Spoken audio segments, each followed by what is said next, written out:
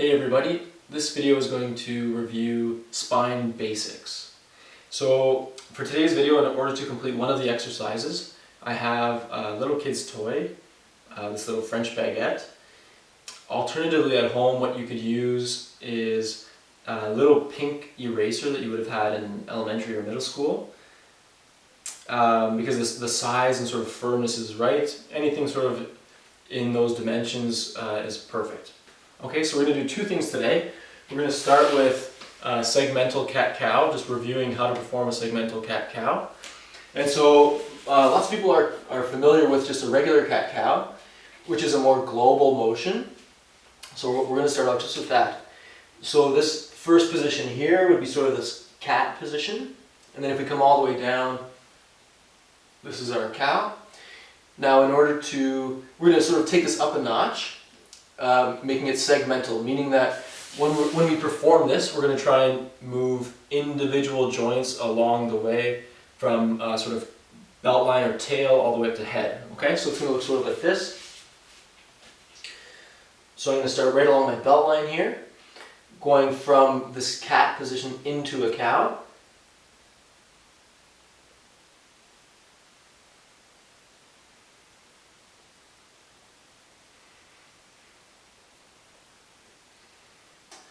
And then once I reach the top, I'm going to return back to that belt line and return back into a cat position from this cow.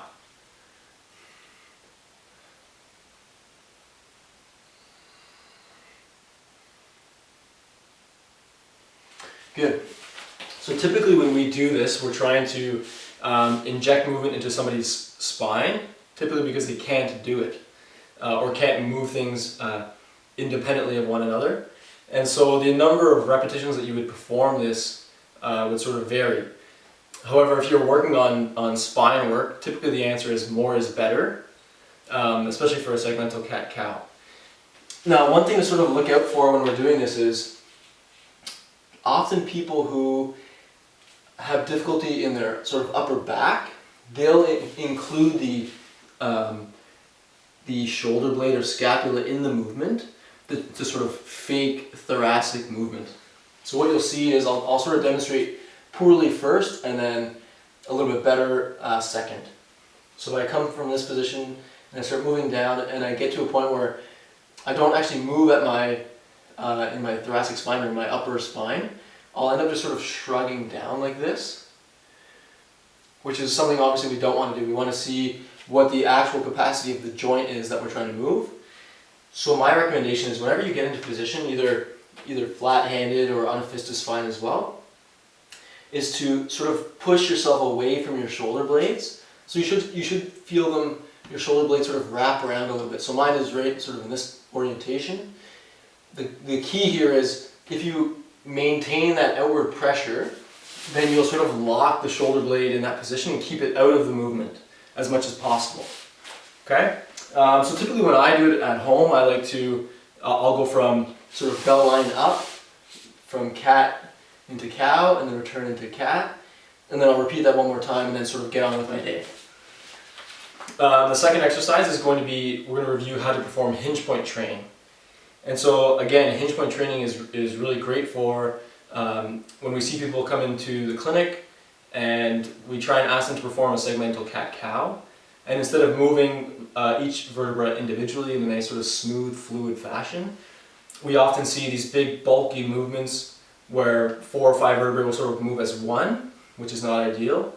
And then we'll see this big hinge point. So instead of sort of moving nice and fluid, we see this move as one unit, and then there'll be this big sort of hinge that occurs.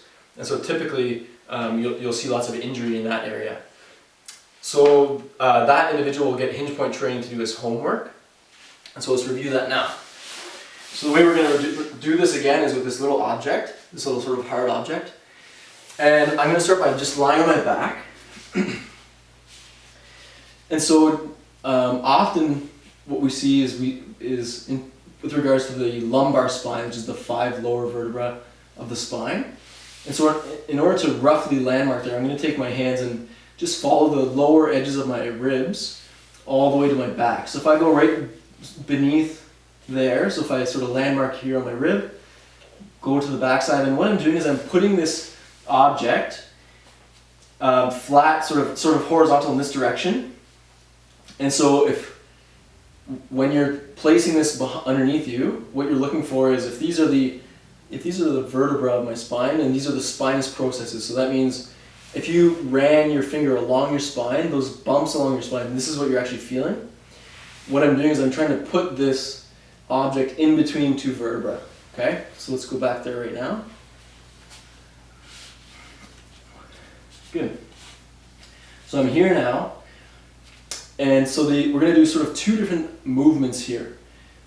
So if you recall, we're between two vertebrae, and we're doing this likely because our vertebrae are unable to move independent of one another. And so what we're going to do is we're going to start by taking a big breath in. I'm going to pack the air down, and I'm going to try and sort of set my ribs down in sort of this direction. And then whenever we're performing this movement, we shouldn't see a ton of movement. So if you're watching me perform hinge point training, you shouldn't see big movements occurring. It should look like as if almost nothing is happening, okay? And so we're going to do two things, like I said. The first is I want you to imagine that the object underneath your back is a weight scale, and you're going to be trying to apply force into the weight scale. Okay, so whatever you have to do to sort of feel where the object is, and then apply some load into the object,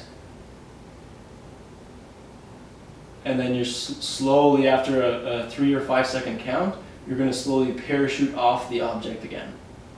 Okay, so I'll do that for you with you now. Big breath in, pack the air down, keep these ribs nice and tucked, and then I'm going to try and apply a force directly into the object. So if the scale was reading 0 originally, now it's reading 10 pounds, we'll say. I'm going to hold that for about 5 seconds, and then I'm going to slowly parachute off the object.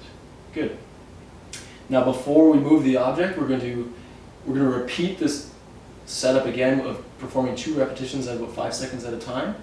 This time though, I want you to imagine the scale is reading weight. Okay, so it's reading 10 pounds, and I want you to make it read 0. So we're now going to try and take weight off of the object. So again, big breath in, pack the air down, and then tuck my ribs so they stay sort of, we try and keep them out of the movement. And then I'm going to try and lift off of the object only on the 2 vertebrae on either side of that object. I'm holding that for 5 seconds. So I've sort of come up right where the object is, right? After my 5 seconds are up, I'm going to slowly parachute back down onto the object. One more time.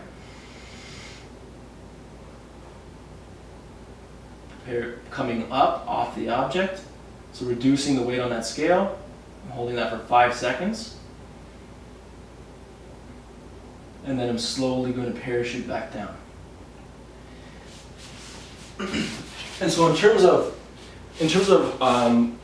where you should do that, how many times you should do that, if you find that you have a lot of either back pain or upper thoracic pain, then really this is really a matter of performing repetitions. So ideally you would have a clinician or a therapist sort of check out your segmental cat-cow. But alternatively, what you could do is set up your phone, take a short video in the same position that I was just in, watch your cat-cow and say, hey, and just objectively observe and say, okay, I notice that my low back doesn't move as fluid as my mid or upper back.